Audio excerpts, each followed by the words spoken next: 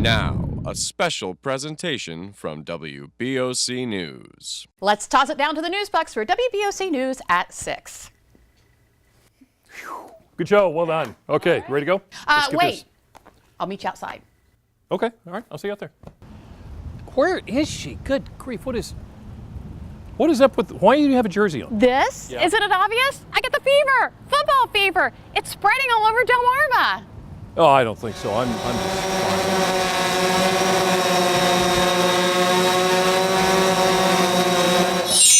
You caught it. I did. I caught football fever.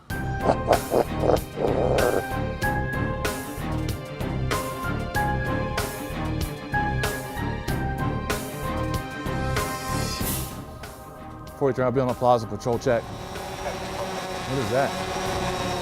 Here I come. Whoa! I caught the fever.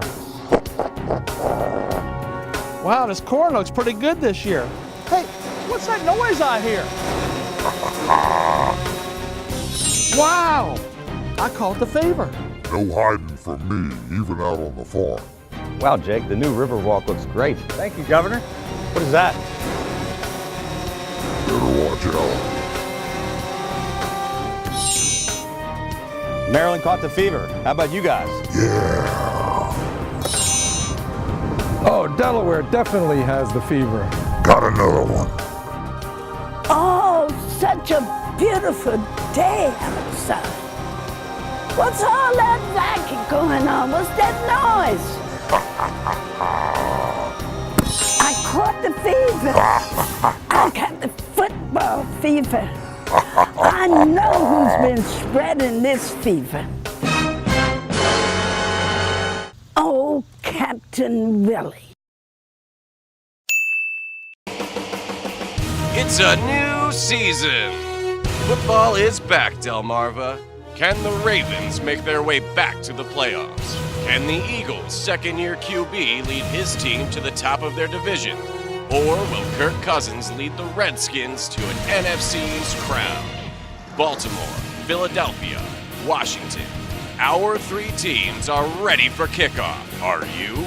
That is some Delmarva star power that is ready for some football. Hi, everybody. I'm Matt Pensick. And I'm Bill Mitch. First, a quick thank you to everyone who was involved in that special open there for us. Jimmy and Lisa from Delmarva Life, Officer Aaron Hudson from the Salisbury Police Department. We had Kirk Carmine, Miss Sarah McDonald, Governors Hogan and Carney, and of course, good old Captain Willie. Okay, now to football. Over the next half hour, we were going to get you ready for the 2017 NFL season for the Ravens, Eagles, and Redskins. We've got who and what is new for those 3 teams and break down what each team needs to do to return to the playoffs. Bill, we're going to start with the Ravens, a team that missed the playoffs the last 2 seasons. Despite quarterback Joe Flacco passing for the most yards in his career, it was a team that at times struggled to score points. In this year's draft, the Ravens emphasized defense. Their first 4 selections were defensive players. A new year for the Ravens brings with it the same questions we are asking this time last year.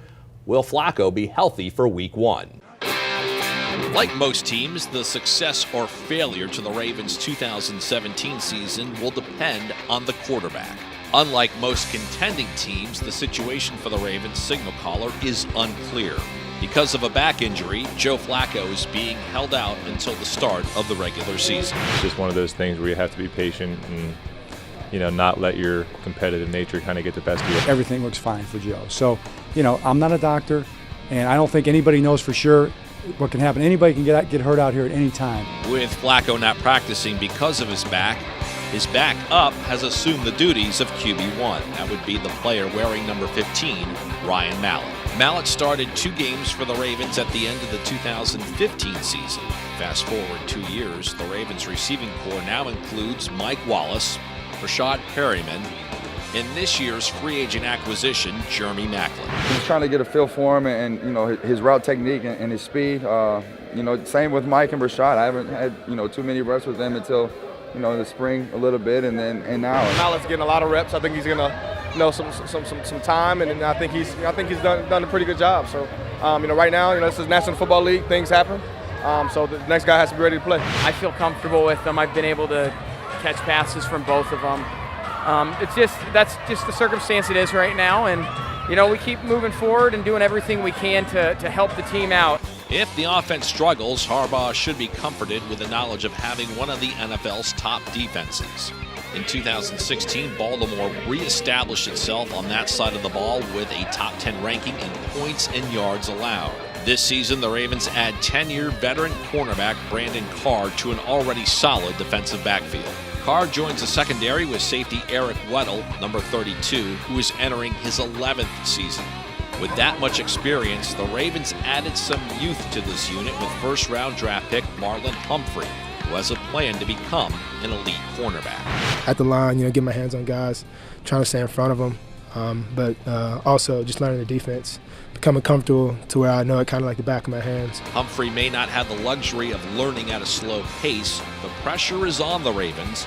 Another season without a playoff appearance would be a third straight, something that has not happened since the late 1990s. Last season, with 2 weeks to go, the Ravens controlled their playoff destiny, only to lose games to the Steelers and Bengals since winning the Super Bowl in 2012.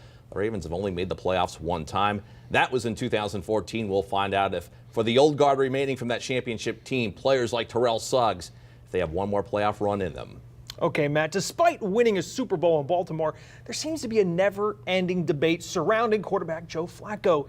Is he elite? Well, this offseason, a New England brewery had a little fun with that question that prompted a response from right here on the Eastern Shore. Brewing beer is no quiet process. At RAR Brewing in Cambridge, these guys are hard at work on their latest craft creation. And while loving beer, these guys also love football. So CEO and co-founder Chris Brohan doesn't like when people talk bad about his quarterback, Joe Flacco. Yeah, it's my baby. It's my hero. Well, Chris wasn't too happy this offseason with a New England brewery. Treehouse Brewing Company brewed 12,000 cans of beer with a message on the bottom of the can. Is Joe Flacco elite? First, I was surprised that nobody else said throwing a punch back. So we had already canned for the week, so that wasn't going to happen. And we kind of rushed production along to get some cans printed just so I could, throw a little punch back. So over a 2-week period, the Cambridge Brewery put their own message on the bottom of 2 of their beers. It was printed on more than 26,000 cans.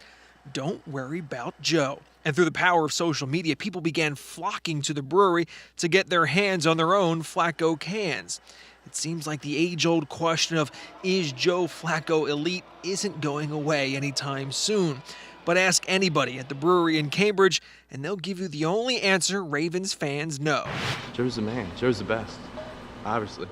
And Matt, here are a few of those cans from Cambridge. And for Ravens fans, there's probably not much better than a beer that defends your Super Bowl winning quarterback. All right, well, it seems like the Super Bowl champs, or at least their fans, seem a bit too worried about the Ravens and their quarterback. Yeah, you know who's not worried about their quarterback? Eagles fans. That's because they think Carson Wentz is the man to lead the Birds back to the postseason. But the postseason is a long way away. We haven't even kicked off yet.